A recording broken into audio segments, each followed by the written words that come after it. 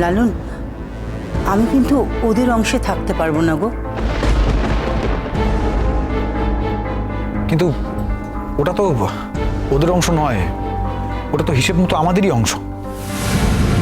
না না, তাহলেও পারবো না। আমরা যেরকম আছি বেশ আছি, এটা আমাদের দ্বারা হবে না গো। দেখুন, আপনারা যেটা ভালো বোঝেন সেটা করুন, কিন্তু ওই দুজনকে বাড়ি ছেড়ে বেরোতেই হবে। এখানে আমি কোনো কম্প্রোমাইজ করতে পারবো না। তাতে বাড়িটা ফাঁকা পড়ে থাক, তাও ভালো। লালন শোন, তোর যেটা ঠিক মনে হবে সেটাই সিদ্ধান্ত নিবি। এত বছর যে কষ্ট করেছিস তুই আর তোর মা, কেউ তো তোদের পাশে দাঁড়ায়নি, আর তোদের জীবনটা শেষ হয়ে গিয়েছে এই একটা লোকের জন্য। লালন, হিসেব মতো তো আমারও চলে যাওয়া উচিত। না না ছোট ভাই, তুই কোথাও যাবি না, তুই এক পা ওই বাড়ি থেকে নড়বি না, আমি বলে দিলাম। তুই কত ভালো বলতো, তুই এখানেই থাকবি, কোথাও যাবি না। বাচ্চারা, তুমি চলে গেলে তো এই বাড়িটার আলোই নিভে যাবে। তুমি কেন যাবে? তুমি তো কোনো অপরাধ করনি। অপরাধ করেছো তোমার বাবা, উনি যাবেন। আমি তো দুষ্টু মিষ্টুকেও এই বাড়ি থেকে যেতে বলবো না। যেতে হলে যাবেন শুধু ওরা দুজন।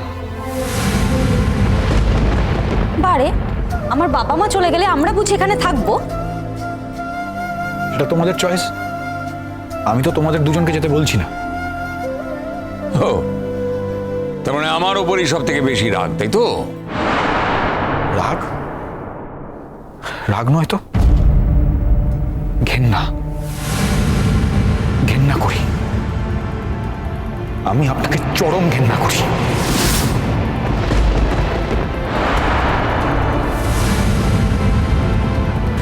কত বড় বড় কথা বলছে আজ। পুলিশকে সঙ্গে নিয়ে এসেছে তো, সেই কারণে। আপনাদের তো ভাগ্য ভালো যে আপনাদের 15 কোটি টাকা দিতে হচ্ছে না। লালনের যা প্রাপ্য সেটুকুনি দিতে হচ্ছে।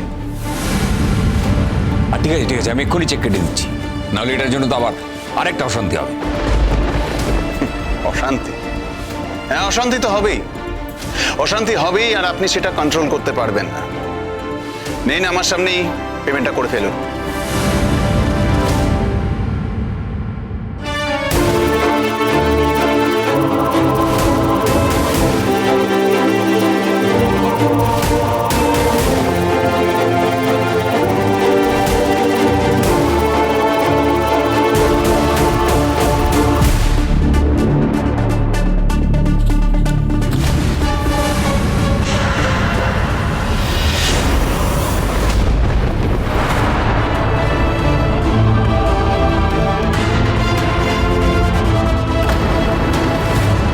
নাও। কি ব্যাপার? আমার বাবা যখন আপনাকে টাকাটা দিয়েছিল তখন নিশ্চয়ই এইভাবে দেয়নি, তাহলে আপনি কেন দিচ্ছেন? 15 কোটি টাকার জায়গায় 8 কোটি টাকায় ডিল হয়েছে। আপনার তো বিনীত হয়ে হাত জোড় করে চেকটা দেওয়া উচিত, তাই না?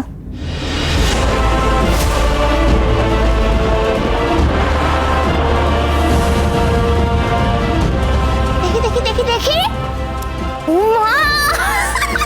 দেখো দেখো দেখো, হাতি কানায় পড়েছে, হাতি কানায় পড়েছে। কে দেখেছে, কে দেখেছে? মিনি দেখেছে, মিনি দেখেছে। মিনি, তুমি চুপ করো না। বর্দি, যেমন শিক্ষা দিয়েছো তেমনই তো হবে। মেজো, আমি আমার মেয়েকে শিক্ষা দিতে পারিনি, এটা ঠিক কথা, কিন্তু এইটুকুনি শিক্ষা দিতে পেরেছি যে অন্য কারো জিনিসের ওপর লোভও করবে না, হাতও দেবে না। ব্যাস ব্যাস, ওদি চুপ করো। মা, আমরা আজ যাচ্ছি, পরে এসে জিনিসপত্র নিয়ে যাবো।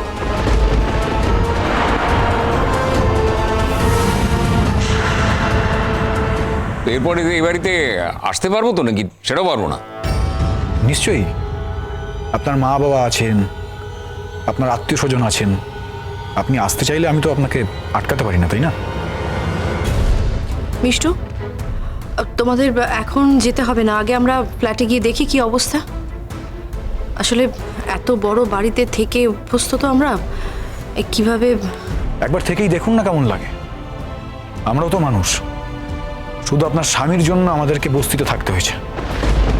ওই বস্তির ওই ছোট্ট একটা ঘরে, যেখানে আমার মাকে সব ছেড়ে গিয়ে উঠতে হয়েছিল। লাথি ঝেঁটা খেয়েও লোকের বাড়িতে কাজ করতে হয়েছে। বলা তো যায় না কার জীবনে কখন কি আসে, তাই জানেন তো সবসময় না বিনীত হয়ে থাকতে হয়, মাথা নিচু করে থাকতে হয়, কারণ কার জীবনে কখন কি সময় ঈশ্বর দেখায় কেউ বলতে পারে না, তাই না? ফ্ল্যাটে গিয়ে থাকুন, হয়তো একটু শিক্ষা হবে। দেখো দাদা, দেখো, আমারই বাড়ি থেকে তোমার জামাই আমাদের বার করে দিচ্ছে, তাই এবার তুমি খুশি তো? এখনো বলবেন আপনারই বাড়ি? এবার তো দেখছি আপনাদেরকে ভালো করে মনে করিয়ে দিতে হবে যে এই বাড়িটা আপনাদের নয়। আপনারা কি সেই পথেই যেতে চাইছেন? বাবলু, আসিস কিন্তু, আসিস আমার সঙ্গে আর তোর বাবার সঙ্গে দেখা করতে। আসবো না মা, কখনো আসবো না। যে অপমান নিয়ে আমি এই বাড়ি থেকে চলে যাচ্ছি, তারপরে আর আর দেখলে তো কেউ আমাকে সাপোর্ট করলো না। সাপোর্ট করার মতো তো কোনো কাজ করনি মেজদা। চুরিটা কে, সাপোর্ট কে করবে বলো তো? এখন বরং তুমি কটা দিন কষ্ট করে মাথার ঘাম পায়ে ফেলে একটু কাজ করো, তারপরে যদি তোমার ক্ষমতা থাকে তাহলে না হয় লালনের থেকে একদিন বাড়িটা কিনে নিও। তবে হ্যাঁ, সৎভাবে রোজগার করে, ছলনা প্রতারণা করে নয়। আর সেদিন যদি লালন বাড়িটা বিক্রি করে দেয় তাহলে তোমরা আবার এই বাড়িতে থাকতে পারবে।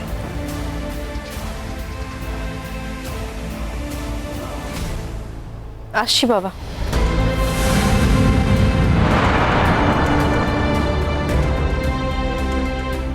মা, আসছি।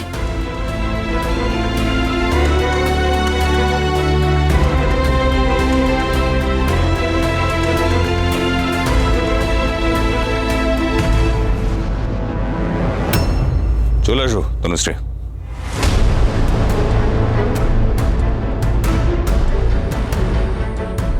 হয়েছে শান্তি, এবার হয়েছে? বাজে কথা বলো না, একদম বাজে কথা বলো না। আমি আমার ভাইয়ের জন্য যা করেছি সেটা ভাই অস্বীকার করলো, বাড়ির সবাই জানে এবং মানেও। তাই আজকে আমার আনন্দ হচ্ছে না, আনন্দ হতে পারে না। যাও মিসদা, কটা দিন মেজ বৌদিকে নিয়ে একটু ফ্ল্যাটে গিয়ে থাকো, দেখো কেমন লাগে। একটু মনটা হালকা করে নাও যাওয়ার আগে।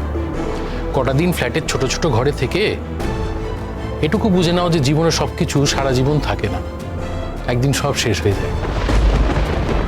কটা দিন ওই ফ্ল্যাটের ঘুপচি ঘরে থেকে একটু বোঝো যে হাজার হাজার মানুষ অভাবের জন্য ওই ছোট ছোট ঘরে সারা জীবন যাপন করে।